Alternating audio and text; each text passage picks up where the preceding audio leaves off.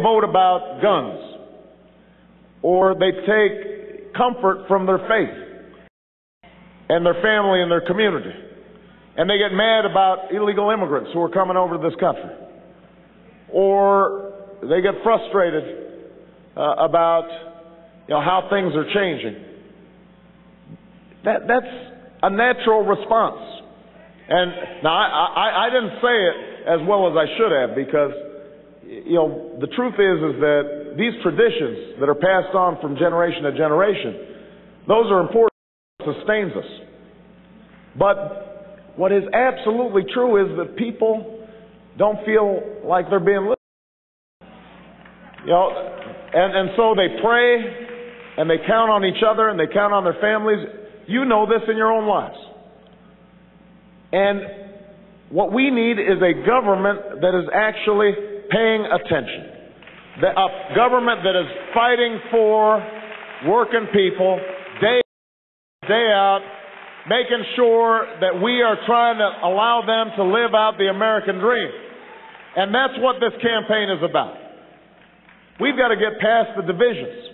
We've got to get past the distractions of our politics and fight for each other. And that's why I'm running for President of the United States. And I think we've got an opportunity to bring about that change right here and right now. But I'm going to need your help, Indiana. I'm going to need your help.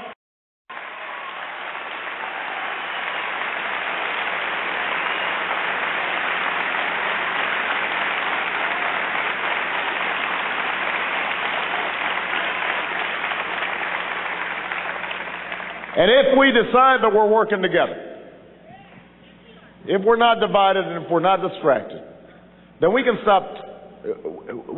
change Washington. Look, we can tell the lobbyists their days of setting the agenda. They haven't funded my campaign. They won't run our White House. They will not drown out the voice of the American people when I'm President of the United States of America.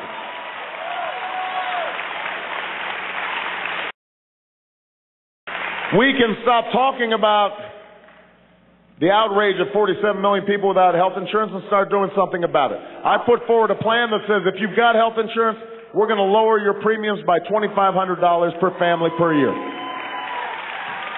If you don't have health insurance, you'll be able to buy health insurance, get a plan that is at least as good as the health care I have as a member of Congress. You won't be excluded for pre-existing conditions. If you can't afford it, we will subsidize you. We will emphasize prevention and regular checkups to save money, and we won't wait 20 years from now to do it or 10 years from now to do it. We'll do it by the end of my first term.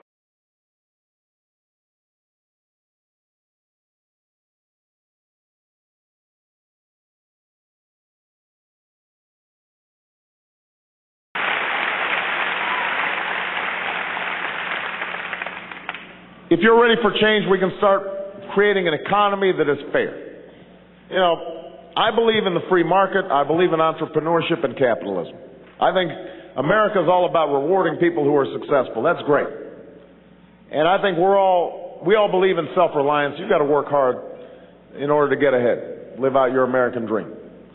But I was reading just a couple of days ago that the average CEO of the top 50 companies made $15.7 million last year. This is companies, some of them lost money, some of them laid off workers, some of them their stock went down, but they still got paid. Didn't matter whether they were doing a good job or a bad job. They still got paid.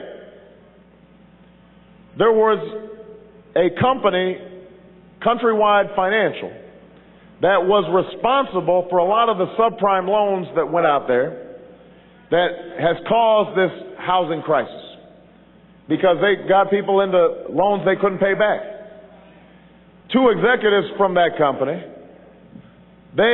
when they sold the company, walked away with $20 million in bonuses, despite the fact that they've helped to create this train wreck in the mortgage lending market and the housing market.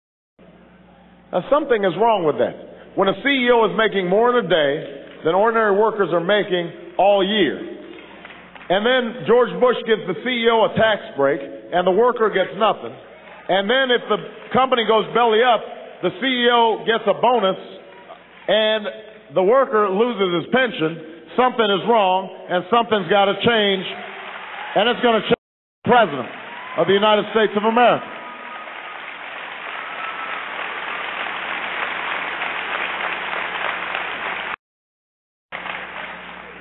So here's what we're going to do. We're going to stop giving tax breaks to companies that ship jobs overseas, and we're going to give those tax breaks to companies that are investing right here in Muncie, right here in Indiana, right here in the United States of America.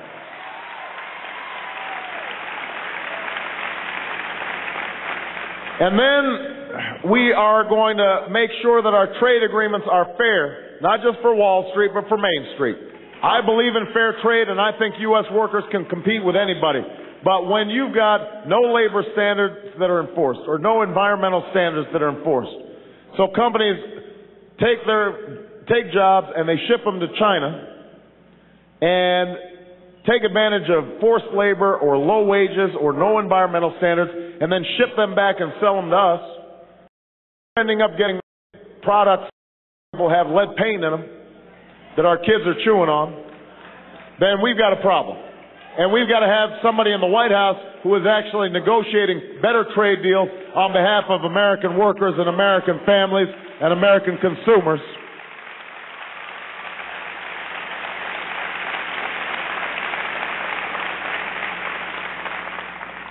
We need to have an end to tax for the wealthiest Americans and give you some relief.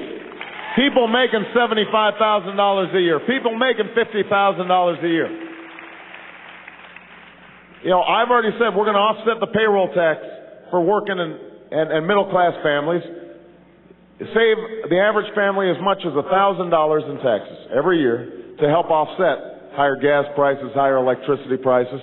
You need a little bit of relief. And senior citizens, if you're making less than $50,000, you shouldn't have to pay income tax on your Social Security because you're already being pressed by higher prices. You need a little bit of relief.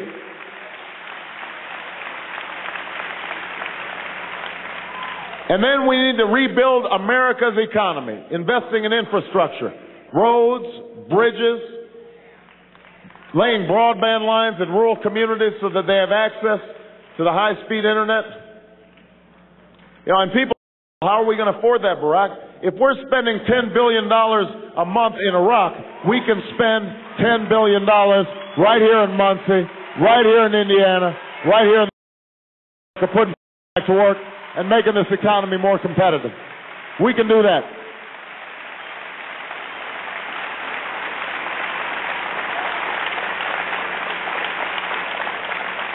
Here's another thing we need to do. We need to go ahead and solve the energy problem. We're sending $1 billion a month to other nations because of our dependence on foreign oil. $1 billion a day. What did I say? A month. A day. $1 billion a day we're sending to other countries. And meanwhile, we're melting the polar ice caps, wrecking the environment, and you guys are getting stiffed.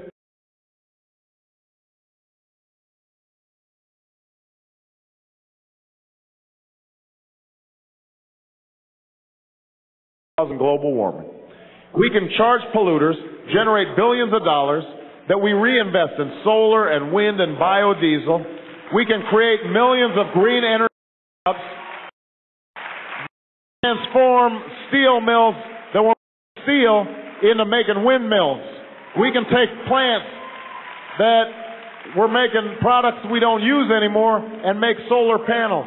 We can hire tradespeople all across Muncie to make buildings more energy efficient. We can make fuel efficiency standards on cars so that we're reducing our consumption of oil and lowering the price over time.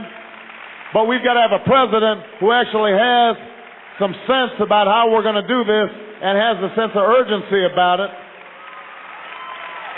and isn't just doing the bidding of companies.